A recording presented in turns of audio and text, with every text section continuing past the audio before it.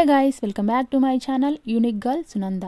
ఈరోజు మనం ఈ వీడియోలో చూడబోతున్నాము ఒక కొత్త రకమైన చేపని. ఈ చేప కొరమేన్లో ఒక రకం అంట.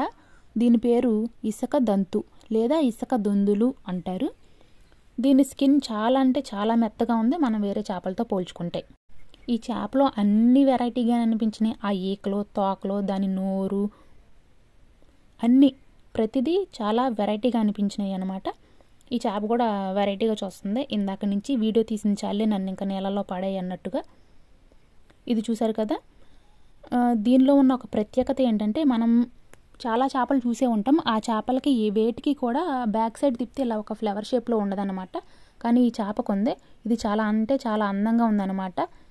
ఎంత లుకింగ్ గుడ్ అంటే చూడంగానే ఈ చేపకి భలే ఉందే అనిపించింది అనమాట.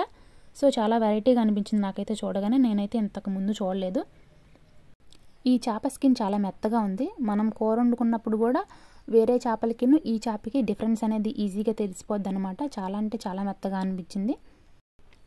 మీరు ఎప్పుడైనా ఈ చేపని తిన్నారా లేదా చూసారా? చూసినట్టయితే కింద కమెంట్ సెక్షన్లో కమెంట్ చేయండి. ఈ చేప నోరు చూస్తే గనక ఒక స్వరంగం లాగా ఉందన్నమాట. నోరు తెరిస్తే మనకి చివరి వరకు కనిపిస్తుంది.